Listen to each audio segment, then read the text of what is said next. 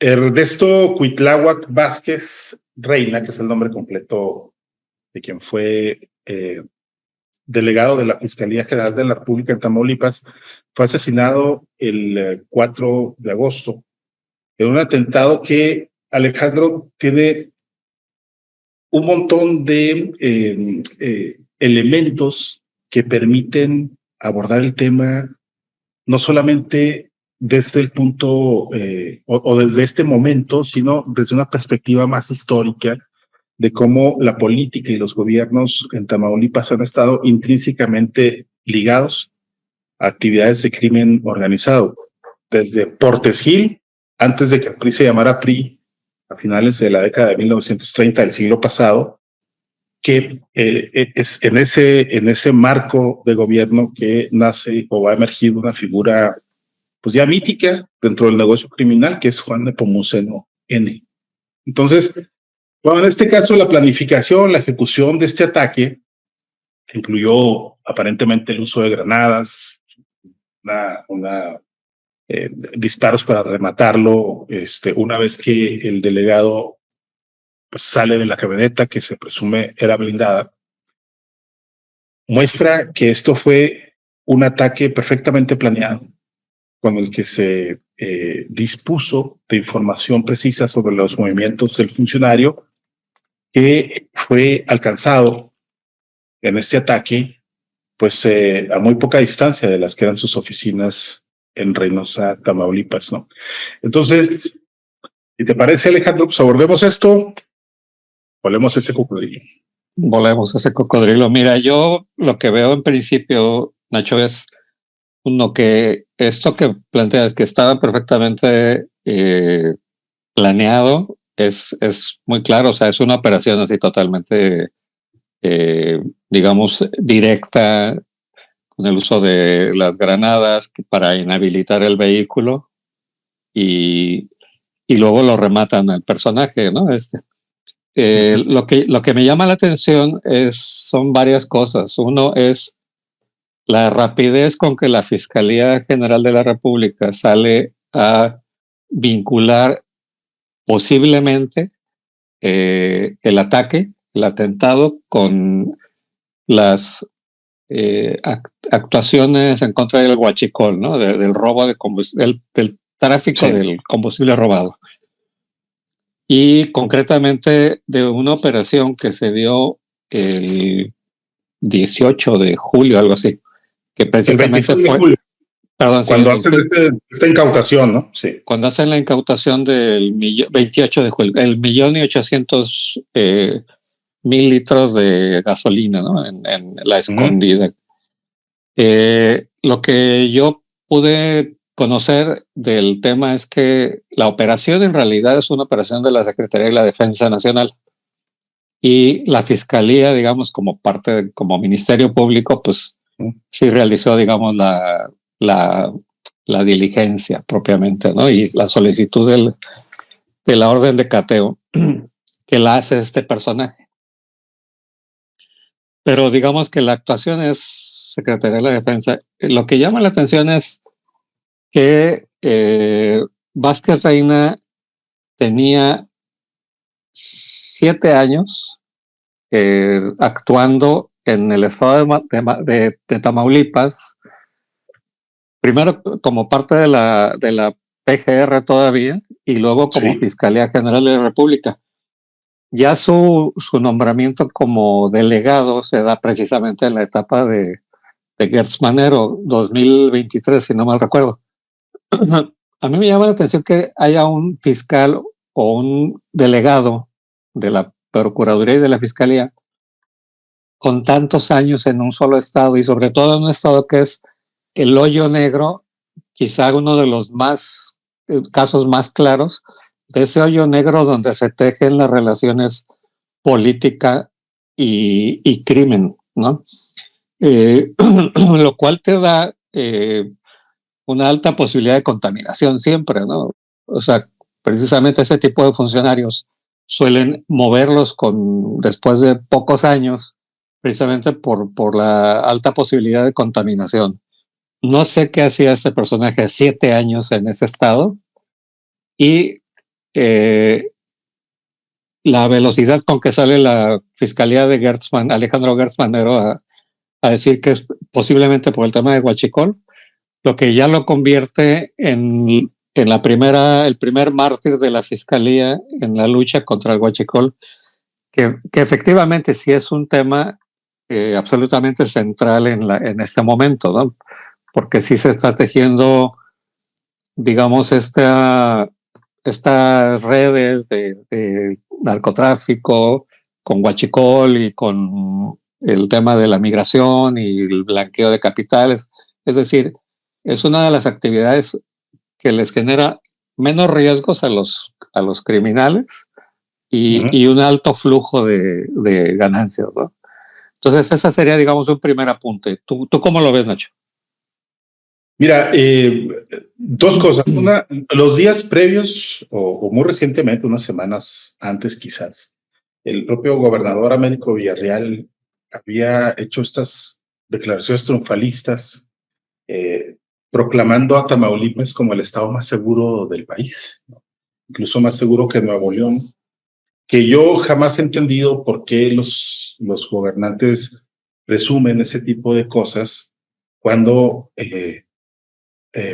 pues sus regiones son un mierdero, no solamente de corrupción, sino de ejercicio criminal. Y esto no viene más que a demostrarlo. Más en un estado como Tamaulipas, que yo creo que sí queda la etiqueta del estado mafioso, le queda como a ningún otro estado del país, justamente a Tamaulipas, ¿no? Ya hablaba ahorita esto desde vamos, esto ya lleva un siglo en este maridaje, gobernantes, políticos, empresarios, crimen organizado. Y la estructura es tal que ya no sabes ni quién es quién. Ahora, ¿qué es lo que te dice la narrativa institucional? Bueno, pues que ahí hay un par de cárteles de la droga. Uno es el del noreste y otro es el del Golfo. Y a partir de ellos se derivan una serie de células que pues, francamente yo ni siquiera voy a mencionarlas porque al margen de que existan, operen y sean muy letales, pues me parece que se desvía el foco sobre lo que a mi juicio pues es el verdadero núcleo de la podredumbre de una región, en este caso estamos hablando concretamente de Tamaulipas, pero también Tamaulipas es a un mismo tiempo el retrato de lo que somos ya como país. Ahora, fíjate, en este caso, el caso de Américo Villarreal, no hay que olvidar que su campaña política, su ejercicio de gobierno siempre ha estado manchado por la sombra de sus relaciones con el huachicoleo, que es esta cosa que ya no es sustracción o así, estas operaciones vampiro de las redes de gasoductos, sino estamos hablando del huachicol fiscal. El huachicol fiscal, pues o sea, implica pues una sofisticada red o la operación de una red muy sofisticada de contrabando y evasión fiscal que por su propia naturaleza requiere sí o sí la complicidad o la omisión intencional de autoridades en puntos claves como las aduanas. Y como para comprender esto un poco o ponerlo en una dimensión mucho más complicada todavía, pues hay que recordar que desde el sexenio anterior, pues las aduanas y los puertos marítimos de este país están bajo control de militares y de marinos. Militares, exactamente. Entonces a ver, ya mencionabas ahorita esta onda de se tiene a una figura del gobierno ahora como pues una especie de mártir, ¿no? De lo que está sucediendo. Y me parece que esto apuntala o va a apuntalar ciertas narrativas, ya sea de la fiscalía o del propio gobierno del Estado, pues para proclamar una cruzada imbatible en contra del huachicol fiscal. Pero hasta la propia presidenta Claudia Sheinbaum como que pidió prudencia, sí, ¿no? sí. Y bueno, pues aquí sí, digo, o sea, estas acusaciones que se han hecho en contra del gobernador por que lo vinculan con redes de contrabando de combustibles y de financiamiento ilícito a sus campañas, pues no es que nos las estemos sacando de nuestro ronco pecho. Esto proviene de reportes de inteligencia militar, ¿no? De testimonios que han hecho los operadores políticos que en algún momento los acompañaron la campaña de Américo.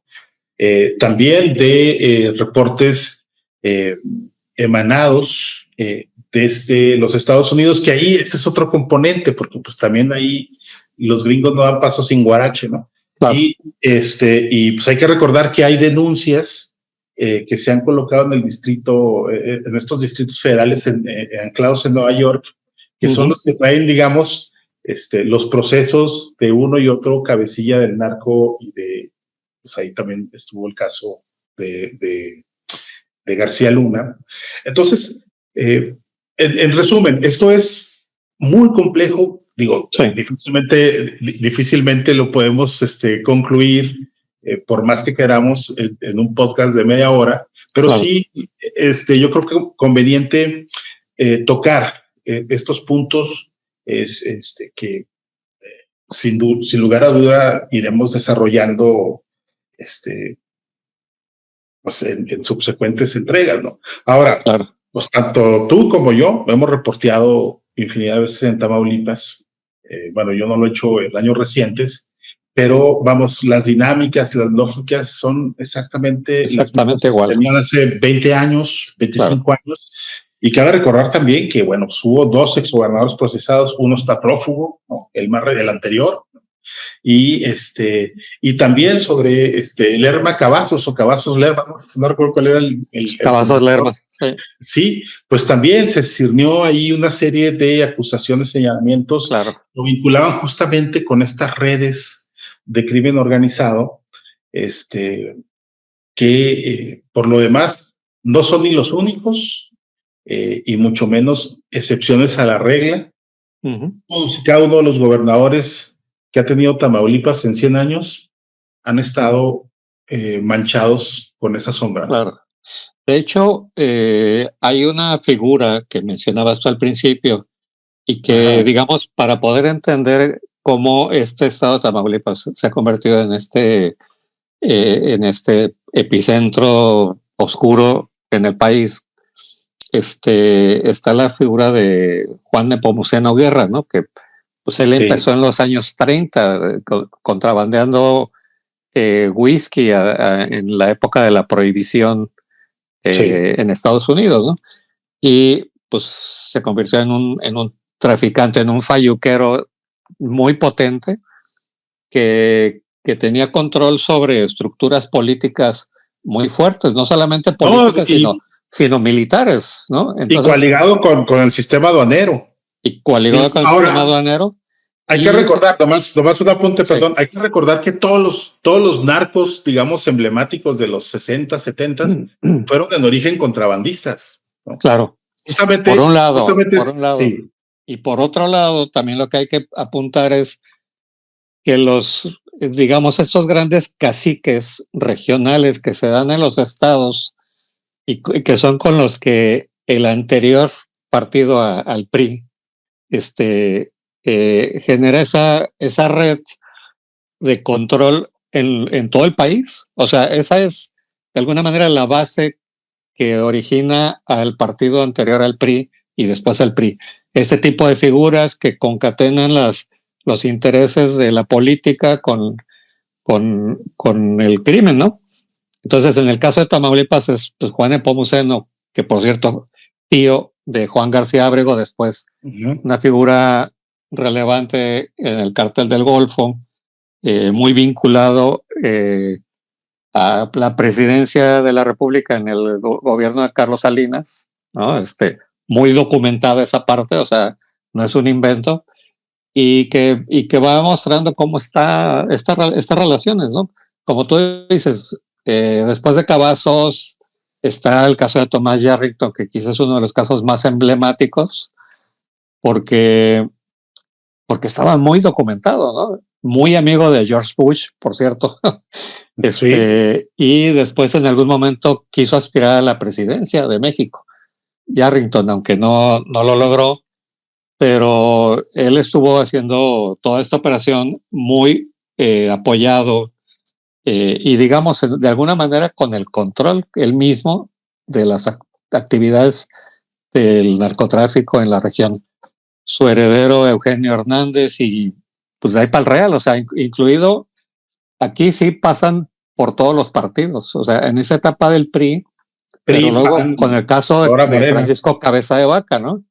Sí. Que por cierto, Francisco Cabeza de Vaca es quien inicialmente recibe el apoyo de Sergio Carmona, que es esta figura empresario que acaba como una figura central en el tema del huachicol por Reynosa precisamente. Sí. Y luego se distancian ellos dos y Sergio Carmona se vincula con Morena, ¿no? A través de Villarreal, como lo acabas de mencionar. Está muy documentada la forma en que, Sergio Carmona, conocido como el rey del huachicol. ¿Sí? Exacto. Asesinado en noviembre del 21 en San Pedro Garza García. En San Pedro Garza. Ajá. Pues es algo que se ha documentado también de cómo inyectaba dinero, no solamente a las campañas de Morena en Tamaulipas, sino en varias zonas del país, ¿no? Pues hay ahí testimonios de algunos operadores electorales de Morena, como Jocelyn Hernández y Horacio García Rojas, que hablan de cómo pues corrían las maletas llenas de dinero. Es algo que siempre se ha identificado, se ha refutado pues, en su momento por el expresidente López Obrador y por la dirigencia de Morena y desde luego por el propio gobernador Villarreal, ¿no? Pero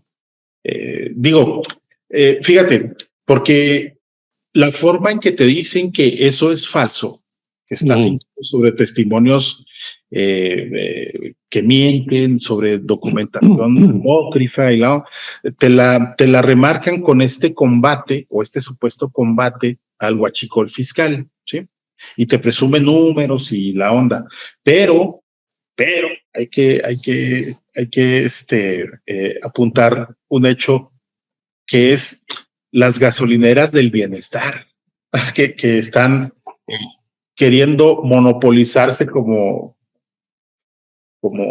expendios únicos en Tamaulipas, porque ahí sí se venden litros de a litro, porque la gasolina es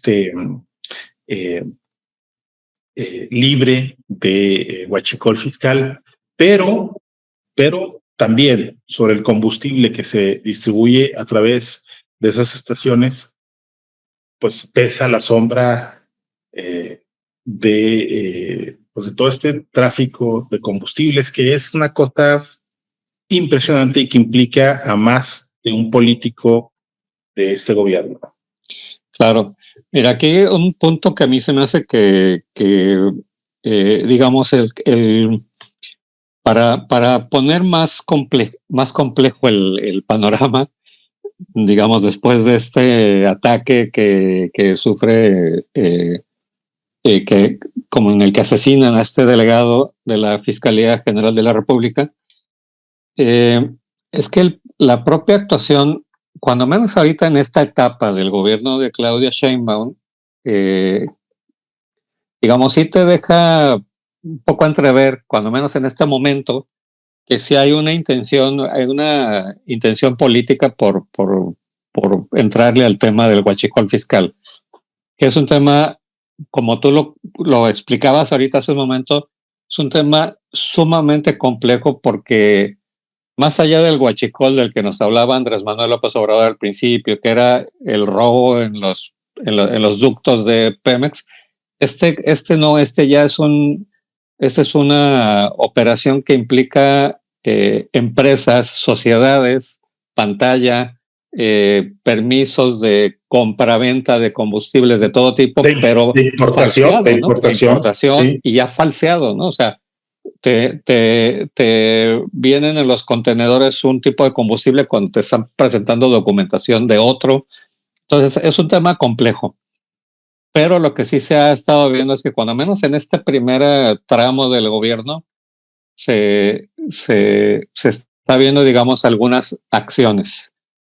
Acciones que creo yo están empezando a sacarle los colores a algunos políticos de propio Morena, como el caso que has estado mencionando y que coincido con ello, con Villarreal. Y con otras conexiones que hay, ¿no? De otros políticos de Morena. El propio Rocha Moya, el gobernador de Sinaloa, que en su campaña recibió dinero enviado por Villarreal desde Tamaulipas, ¿no? Cuando se sabe que había mucho dinero de Sergio Carmona, el rey del Huachicol, que entró a la campaña de Villarreal, ¿no? Entonces, digamos que son esos elementos muy sintomáticos que se están empezando a dar y que dan la impresión de que Claudia Sheinbaum está, pues, con la idea de que ella no tiene compromisos, a final de cuentas, con ninguno de estos personajes, ¿no? Eso es una de las cosas que me interesaba, digamos, apuntar. Y la otra es también el tema de que Estados Unidos también ha puesto un poco de atención al tema, porque estaban ellos mencionando, en mayo creo fue, el secretario el jefe del Departamento de Tesoro, Scott Benson, dio información sobre una red que precisamente pasa por Tamaulipas y que tiene que ver con lo que se llama el cártel Jalisco Nueva Generación. Entonces ahí menciona a un personaje que es como central, que se llama César Morfín.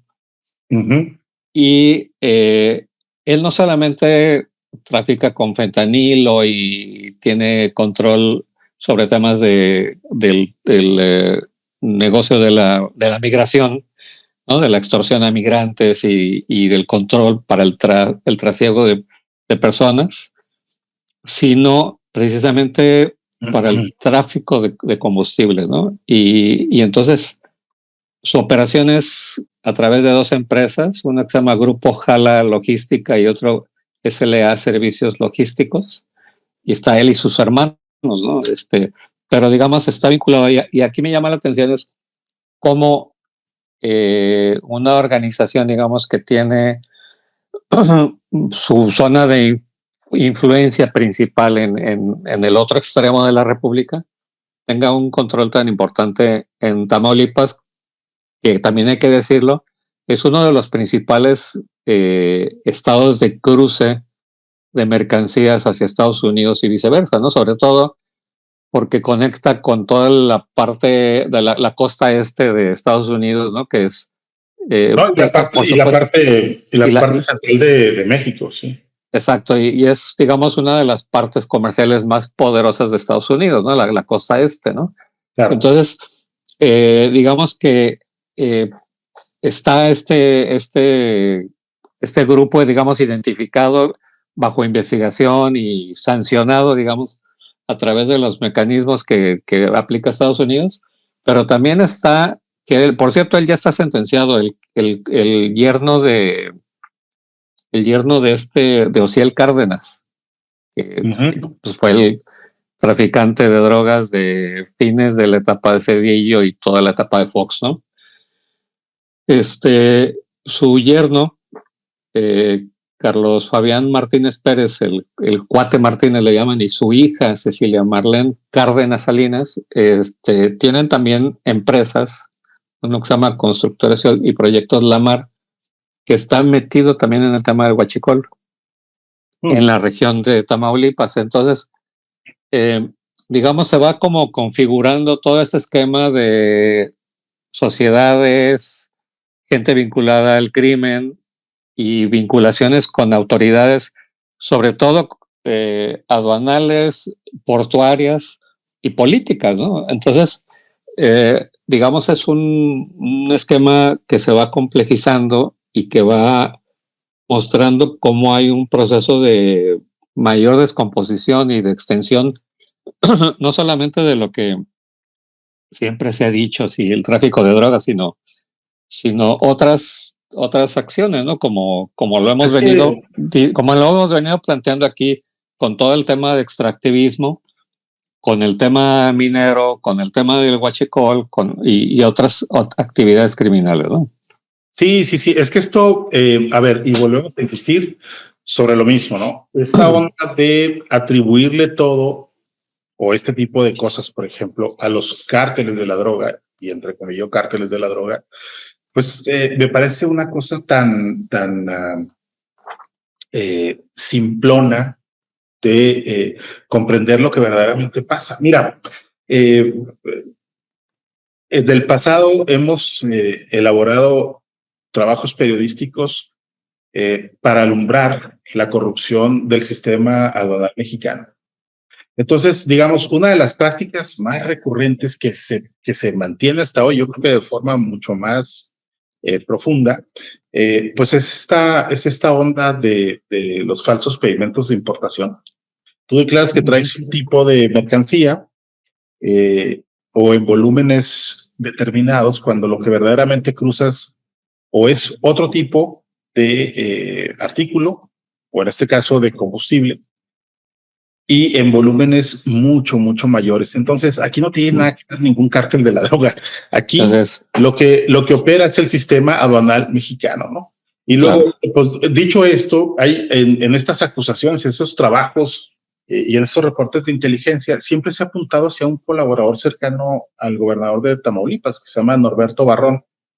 Sí. Eh, sí, se dice que a Barrón lo instala o lo coloca en el círculo íntimo justamente de Américo Villarreal, Sergio Carmona. Eh, Claro. entonces, él es el arquitecto de las negociaciones con los grupos criminales, dicen los reportes, pero otra vez volvemos a lo mismo, o sea, los grupos criminales en todo caso son parte de una cadena, ¿no? Porque aquí Barrón, ¿no? En su rol de administrador general de aduanas, asignó también a la aduana de Reynosa a Julio Carmona, el hermano de Sergio, ¿no? Así Y, es. y bueno, esto ha generado miles de millones de pesos en ganancias a través de la evasión de impuesto especial sobre la producción y servicios, que es el IEPS. Sí. Entonces, vamos, cuando tú hablas de esto, que son evidentemente redes sofisticadas, perfectamente sin, eh, eh, eh, ¿cómo se me fue la palabra? Pero bueno, totalmente enteradas de cómo opera el sistema aduanal mexicano, pues evidentemente esos son cotos de poder federal en los que ni a chingazos entran los grupos criminales, ¿no? Claro. Entonces, cuando tú estás viendo estas acciones que sí son muy fuertes, este asesinato del delegado, que no es el primero, digo, Tamaulipas tiene cuarto de siglo presenciando este tipo de atentados Sí. con funcionarios, pero cabe decir que en el pasado, y lo escribimos tanto tú como yo en su momento, pues se mataban entre ellos Claro. y era por actos de corrupción que se estaban investigando unos con otros. No estoy diciendo que este sea el caso, pero digamos, hay un antecedente, hay un contexto que sí es Claro. importante señalar, ¿no?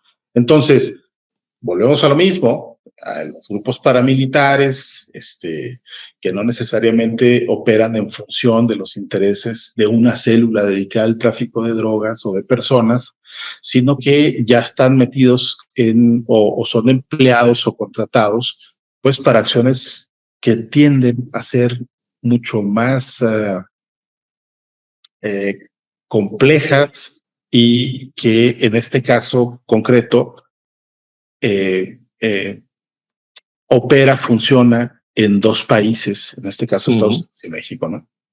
Claro. Sí, yo creo que esto eh, ya está destapando, pero va a ir, digamos, robusteciendo la información sobre las implicaciones de esas estructuras que están tanto en los puertos como en aduanas. Estoy tratando de acordarme de un funcionario de aduanas del que me referían hace poco, y es un tipo que viene desde hace un tiempo con uno y con otro titular de aduanas, y sobre el que la propia Secretaría de la Defensa ha advertido, ¿no? Pero el que siguió hasta, creo que desde el primer aviso, de la primera alerta que pusieron sobre de él, pasaron creo que 3 años hasta que lo relevaran. Y el tipo, pues eh, era el que le estaba dando, digamos, protección a muchas de estas redes eh, para, para poder movilizar combustible con todas estas artimañas, ¿no? Fiscales. Entonces, todo este grupo, no solamente Villarreal, déjame te digo, Nacho, o sea, porque hay legisladores, hay alcaldes que también están implicados. En el caso, por ejemplo, de la operación que hizo el equipo de la presidenta del equipo de seguridad del el gabinete de seguridad en el otro lado, en Baja California, ¿no? En Ensenada, pues estaban implicados un senador de Morena en cuyos terrenos se realizaba todo el proceso de entrega del huachicol, ¿no? Entonces, yo creo que van a ir surgiendo más datos. El problema también es si hay un procesamiento judicial o penal en contra de esta gente, o nada más los vamos a conocer como pasa muchas veces en México, que muchas veces se sabe, pero no pasa nada, ¿no? O sea, se les ventila públicamente, pero no pasa de ahí, ¿no? Entonces, mm, eh, por otro lado, también yo creo que es la oportunidad que tiene también Claudia Sheinbaum de deshacerse de estos, digamos, personajes que más que nada son compromisos pues, bastante oscuros, ¿no? Que no tendría por qué estar cargando ella o tapándole sus broncas, ¿no? Pues mira, Pero bueno. no tendría en teoría por qué hacerlo, pero bueno, pues ella misma es una hechura de López Obrador como No figura sé. política, ¿no? Sí, Entonces, digamos, aquí va a ver hasta dónde se queda ella protegiendo esos intereses muy oscuros o hace algo más por eso, ¿no? O sea, o digamos que si, es como la prueba de fuego de ella, realmente, ¿no?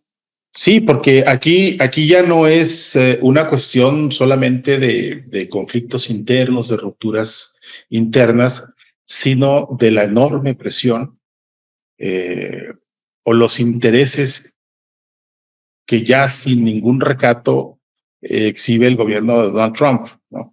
Entonces, me parece que la amenaza proveniente de Estados Unidos va a pesar más, o eso quiero pensar, que estas defensas ya insostenibles que se puede hacer de figuras y de ciertas redes que se fueron fraguando a través de los años y que sin duda hallaron pues una continuidad, me parece, mucho más